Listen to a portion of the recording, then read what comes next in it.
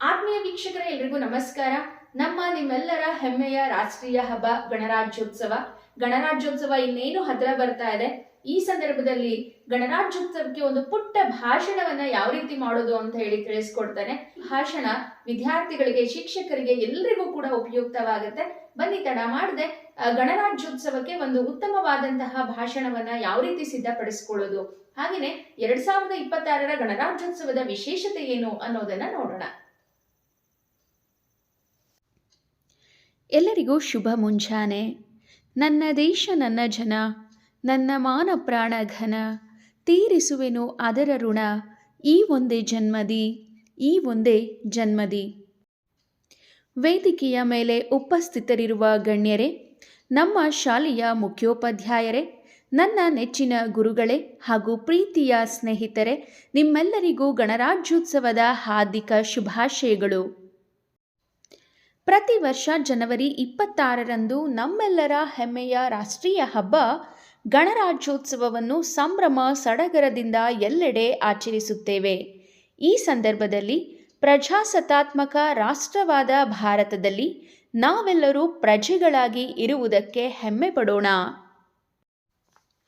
ಇಂದು ನಮ್ಮ ದೇಶದಲ್ಲಿ ಸ್ವಾತಂತ್ರ್ಯ, ಸಮಾನತೆ, ಭ್ರಾತೃತ್ವ ಮುಂತಾದ ಅಂಶಗಳು ನೆಲೆಗೊಂಡಿರಲು ಮೂಲ ಕಾರಣ ನಮ್ಮ ಸಂವಿಧಾನವಾಗಿದೆ. ಹಾಗಾಗಿ ನಮ್ಮ ಸಂವಿಧಾನವನ್ನು ಎತ್ತಿ ಹಿಡಿದು ಅದಕ್ಕೆ ಗೌರವಿಸುವುದು ನಮ್ಮೆಲ್ಲರ ಕರ್ತವ್ಯವಾಗಿದೆ. ನಮ್ಮ ಭಾರತ ದೇಶವು 1947 ಆಗಸ್ಟ್ 15ರಂದು ಸ್ವಾತಂತ್ರ್ಯಗೊಂಡಿತು. ನಂತರ ಭಾರತವನ್ನು ಬಲಿಷ್ಠಗೊಳಿಸಲು ಸಂವಿಧಾನ ರಚನಾ ಸಮಿತಿಯನ್ನು ನೇಮಿಸಲಾಯಿತು. ಡಾಕ್ಟರ್ BR ಅಂಬೇಡ್ಕರ್ ಅವರು ಈ ಸಮಿತಿಯ ಅಧ್ಯಕ್ಷರಾಗಿದ್ದರು. ನಂತರ ನವೆಂಬರ್ 26, 1949ರಲ್ಲಿ ಭಾರತದ ಸಂವಿಧಾನವನ್ನು ಅಂಗೀಕರಿಸಿ 1950 ಜನವರಿ 26ರಂದು ಜಾರಿಗೊಳಿಸಲಾಯಿತು. ನಮ್ಮ ಭಾರತ ಸಂವಿಧಾನವು ರಷ್ಯಾ, ಬ್ರಿಟನ್, ಅಮೆರಿಕ ಮುಂತಾದ ಹಲವು ದೇಶಗಳ ಸಂವಿಧಾನದ ಪ್ರಮುಖ ಅಂಶಗಳ ಸಂಯೋಜನೆಯಾಗಿದೆ. ಭಾರತದ ಸಂವಿಧಾನವು ಪ್ರತಿಯೊಂದರಲ್ಲೂ ವಿಶೇಷತೆಯನ್ನು ಹೊಂದಿದ್ದು, ಹಸ್ತಾಕ್ಷರದಲ್ಲಿ ರಚನೆಯಾದ ವಿಶ್ವದ ಮೊದಲ ಲಿಖಿತ ಸಂವಿಧಾನ ಎಂಬ ಹೆಗ್ಗಳಿಕೆಗೂ ಕೂಡ ಪಾತ್ರವಾಗಿದೆ. ಹಾಗೆಯೇ ಹಿಂದಿ ಮತ್ತು ಇಂಗ್ಲಿಷ್ ಭಾಷೆಗಳಲ್ಲಿ ನಮ್ಮ ದೇಶದ ಸಂವಿಧಾನವನ್ನು ರಚಿಸಲಾಗಿದ್ದು, ಇಂತಹ ಸಂವಿಧಾನವನ್ನು ನೀಡಿದ ಡಾಕ್ಟರ್ BR ಅಂಬೇಡ್ಕರ್ ಅವರನ್ನು ಭಾರತೀಯ ಸಂವಿಧಾನ ಪಿತಾಮಹ ಎಂದು ಕರೆಯುತ್ತಾರೆ. ನಮ್ಮ ದೇಶದಲ್ಲಿ ಪ್ರತಿ ವರ್ಷ ಜನವರಿ 26ರಂದು ಗಣರಾಜ್ಯೋತ್ಸವವನ್ನು ಸಂಭ್ರಮದಿಂದ ಆಚರಿಸಲಾಗುತ್ತದೆ.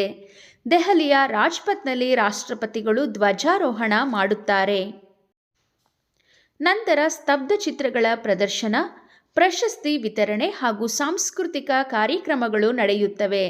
ಇನ್ನು 2026ರ ಗಣರಾಜ್ಯೋತ್ಸವದ ಥೀಮ್ ಏನೆಂದು ನೋಡುವುದಾದರೆ ವಂದೇ ಮಾತರಂ ಮತ್ತು ಆತ್ಮನಿರ್ಭಯ ಭಾರತ ಎಂಬುದಾಗಿದೆ. ಕೊನೆಯದಾಗಿ, ಈ ಐತಿಹಾಸಿಕ ದಿನದಂದು ಭಾರತದ ಸ್ವಾತಂತ್ರ್ಯಕ್ಕಾಗಿ ಹೋರಾಡಿದ ಎಲ್ಲ ಮಹನೀಯರನ್ನ ನೆನೆಯುತ್ತಾ ಅವರಿಗೆ ವಂದನೆಯನ್ನು ತಿಳಿಸುತ್ತಾ ನನ್ನ ಭಾಷಣವನ್ನು ಮುಗಿಸುತ್ತಿದ್ದೇನೆ. ಎಲ್ಲರಿಗೂ ಧನ್ಯವಾದಗಳು. ಜೈ ಹಿಂದ್.